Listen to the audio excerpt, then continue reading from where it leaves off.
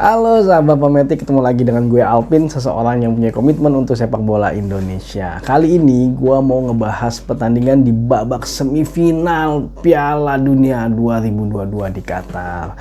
Jadi secara mengejutkan ternyata Maroko berhasil menang melawan Portugal dengan skor 1-0 dan Perancis juga berhasil menang dari Inggris dengan skor 2-1. Kita lihat dulu secara statistik seperti apa ya. Oke. Secara statistik di pertandingan sebelumnya Perancis berhasil menang dari Inggris dengan skor 2-1. Secara penguasaan bola mereka kalah sebenarnya. Mereka hanya di angka 47%. Kesempatan menciptakan gol juga Perancis sebenarnya kalah dari Inggris. Mereka hanya berhasil melakukan 9 kali kesempatan menciptakan gol dan 5 kalinya kalah gawang. Secara total operan juga mereka hanya bisa melakukan 370 kali operan dan operan yang berhasil sebanyak 312 kali operan. Secara serangan, Perancis juga kalah dari Inggris. Mereka hanya bisa melakukan 102 kali serangan, sedangkan serangan berbahayanya sebanyak 39 kali serangan berbahaya. Itu kalah juga dari Inggris. Jadi secara permainan memang kemarin Inggris cukup menguasai yang kalau gue lihat. Dan gue ngelihatnya sepertinya Perancis pun juga bukan seperti Perancis yang kemarin-kemarin. Karena di sini gue lihat Inggris sebenarnya berhasil mematikan salah satu penyerang andalan mereka, Mbappe. Jadi gue jarang banget lihat Mbappe itu dapat bola, dan walaupun ketika dia dapat bola dia sudah langsung ke marking. Dan beberapa momen juga gue lihat ternyata Mbappe itu ketika megang bola langsung dikepung sama 2 ataupun jadi 3 orang dikepung. Dia memang sengaja, katanya mungkin kayaknya sih memang strategi dari Southgate untuk mematikan Perancis dengan mematikan Mbappe, karena selama ini memang ya serangan Perancis dari sisi kiri. Nah, dengan adanya hal seperti itu, ternyata Perancis berubah permainannya. Mereka lebih banyak menyerang dari sisi kanan kalau kemarin yang gue lihat. Ya bahkan mereka pun walaupun Mbappe mati, jarang banget dia bisa melakukan terobosan. Mungkin hanya beberapa kali dia bisa berhasil melakukan terobosan, melakukan dribble, ciri khasnya dia gitu. Tapi dan itu nggak terlalu signifikan ya, membuat serangan itu ke jantung pertahanan dari Inggris. Nah, tapi ternyata Prancis tidak cuma hanya Mbappe. Mereka punya Griezmann dan juga mereka punya Giroud. Ya, gol keduanya Prancis sangat luar biasa. Itu memang sepertinya sudah ada tercipta koneksi antara dua pemain ini. Ketika crossing yang dilakukan oleh Griezmann dan Giroud dengan timing yang sangat tepat menyundul itu bola, mereka berhasil menciptakan gol. Jadi ya, ternyata Prancis memang nggak cuma Mbappe. Walaupun selama ini kemarin mereka dari kiri terus serangan, tapi ternyata ketika Mbappe dimatikan mereka masih bisa melakukan variasi serangan yang lain. Nah, kalau pertandingannya sebelumnya Maroko, mereka berhasil menang dengan sangat luar biasa melawan Portugal dengan skor 1-0. Kalau secara statistik penguasaan bola udah jelas Portugal yang lebih menang ya. Maroko hanya mendapatkan 27 kali penguasaan bolanya. 27%, mereka hanya mendapatkan 27% penguasaan bola. Kesempatan menciptakan gol mereka sebenarnya cukup banyak, sebanyak 9 kali dan 3 kali mengarah ke arah gawang. Kalau total passing yang mereka lakukan hanya 229 kali operan, dan operan yang berhasil adalah 171 kali operan. Secara serangan juga mereka hanya melakukan 42 kali serangan dan 17 kali serangan berbahaya.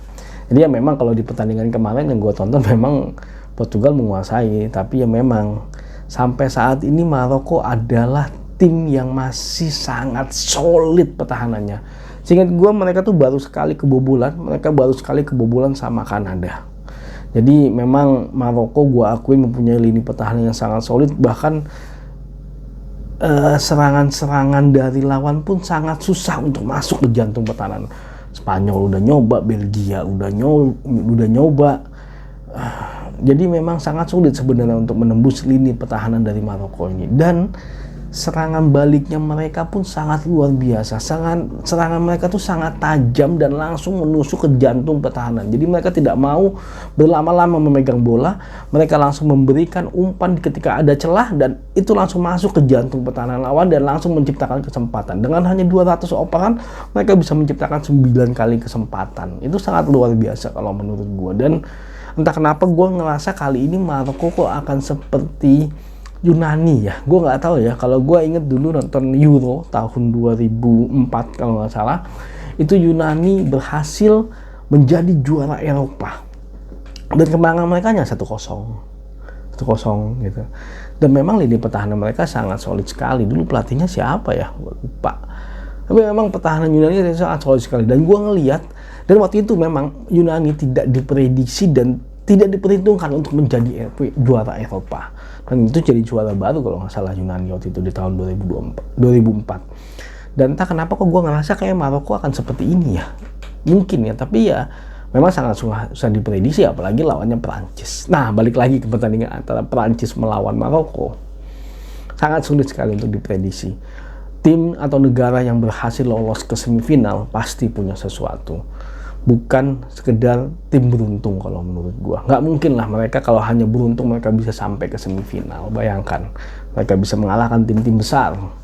Dan itu pasti ada sesuatu. Dan memang pelatih barunya ini cukup bagus dalam hal memotivasi pemain.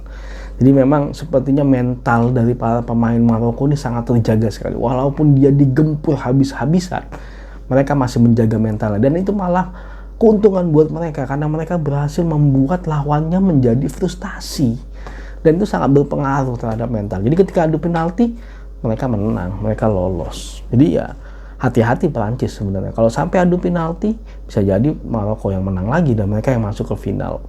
Entah ya, apakah nanti Maroko akan bisa menciptakan sejarah. Mungkin menarik sih sebenarnya kalau Maroko bisa menciptakan sejarah sampai ke final Piala Dunia, apalagi kalau sampai juara.